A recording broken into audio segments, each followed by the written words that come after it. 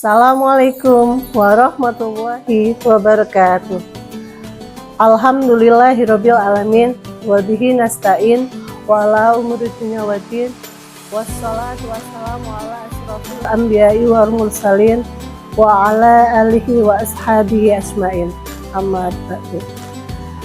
Pertama-tama marilah kita panjatkan puja dan puji syukur kehadirat Allah Subhanahu wa taala yang telah memberikan rahmat serta hidayahnya kepada kita sehingga kita masih bisa menjalankan ibadah puasa di penghujung Ramadan.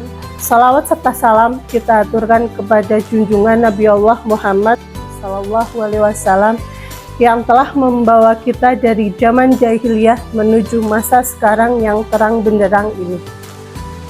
Salah satu ibadah yang diwajibkan oleh Allah dalam Al-Quran adalah ibadah puasa.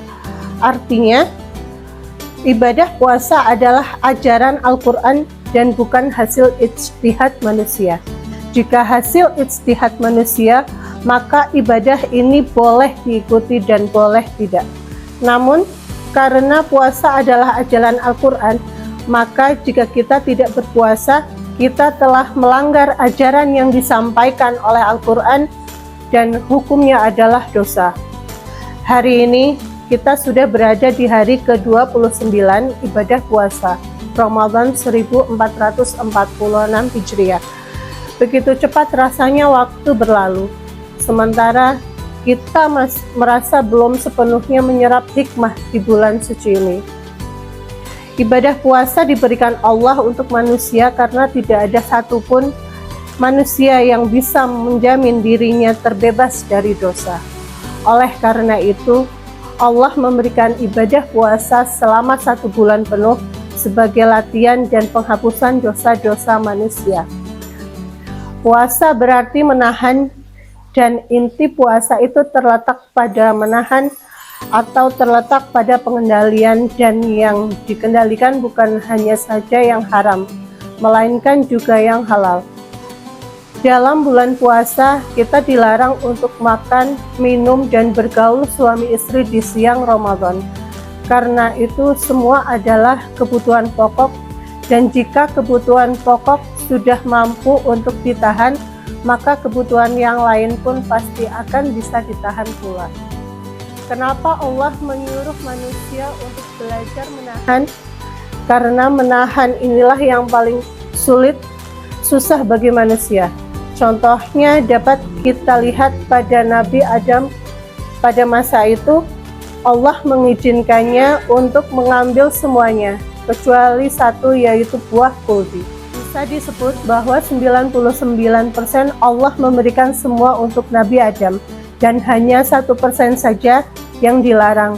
Namun, Nabi Adam tidak bisa menahannya karena bujukan setan.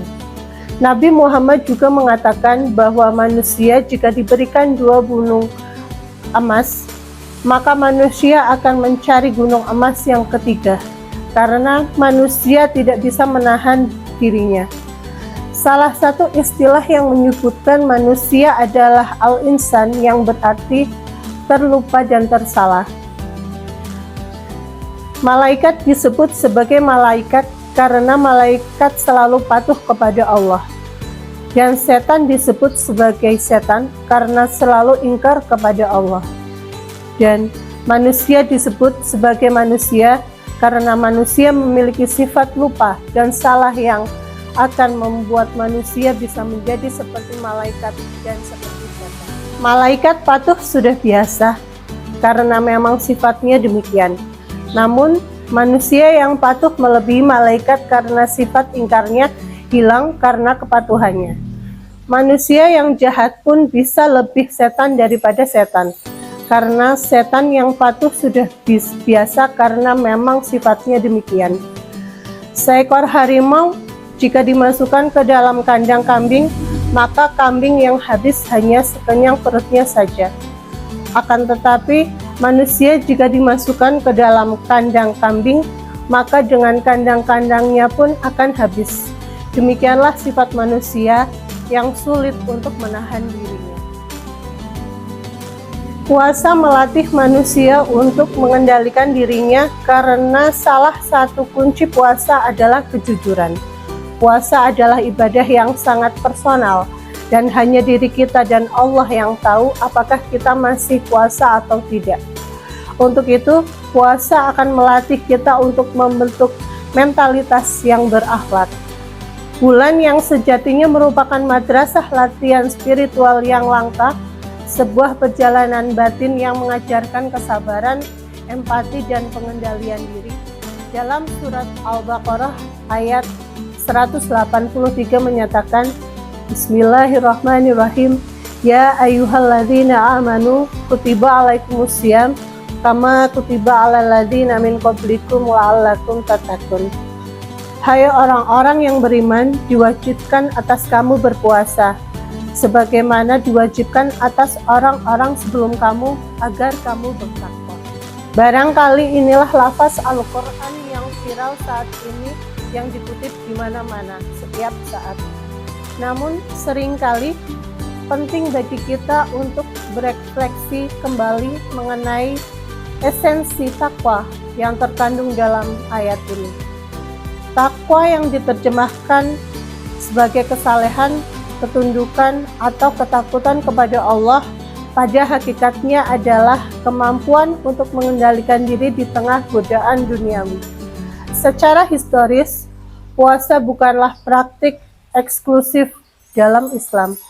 Tradisi menahan diri dari makan dan minum telah ada dalam berbagai agama dan budaya, seperti Yom Kippur dalam Yahudi atau puasa Lent dalam Kristen.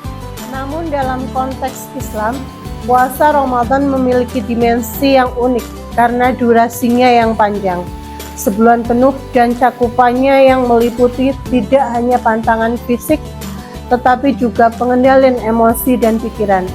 Namun manfaat puasa tidak berhenti pada ranah fisik.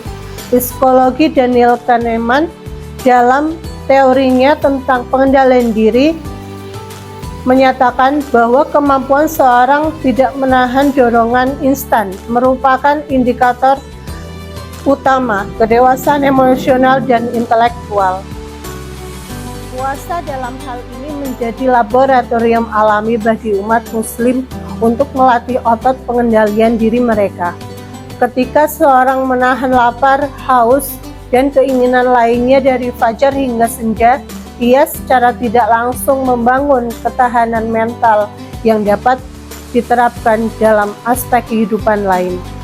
Dalam sebuah jurnal yang diterbitkan oleh Universitas Inggris 2015 menunjukkan bahwa puasa selama Ramadan tertanam dalam dan dianggap berdampak pada semua aspek kehidupan sehari-hari, di mana masyarakat semakin menyadari privilege dan lebih termotivasi untuk membangun mereka yang tidak beruntung. Pengalaman tersebut merefleksikan bagaimana puasa dapat menjadi katalis untuk membangun jiwa yang peduli, sebuah nilai yang kian relevan di tengah dunia yang seringkali terjebak dalam individualisme. Meski demikian, puasa tidak selalu mudah. Tantangan seperti kelelahan, irritability, atau godaan untuk berbuka sebelum waktunya seringkali muncul. Makan dan minuman tersedia dalam jangkauan tangan. Di sini logika takwa menjadi ujian sejati. Jika kita merujuk pada definisi takwa menurut Imam Al-Ghazali, dia bukan sekedar ketaatan pada perintah, tetapi kemampuan untuk memiliki yang benar meski tidak ada yang terlihat. Dalam konteks puasa, takwa diwujudkan saat seseorang tetap menahan diri meski berada dalam situasi di mana ia bisa saling melanggar tanpa diketahui orang lain. Ini adalah bukti bahwa puasa bukanlah pertunjukan sosial, melainkan perjalanan personal menuju kesucian jiwa. Refleksi lebih lanjut atau pengalaman puasa ini kemudian membawa kita pada pertanyaan mendasar, apa yang sebenarnya kita kejar dalam kehidupan ini? Di tengah hiruk-pikuk dunia yang menawarkan kepuasan instan, puasa mengajak kita untuk berhenti sejenak, merenung, dan kembali pada esensi kemanusiaan. Puasa mengingatkan bahwa kebahagiaan sejati tidak terletak pada berkonsumsi tanpa batas, tetapi pada kemampuan untuk mengendalikan diri dan berbagi dengan sesama.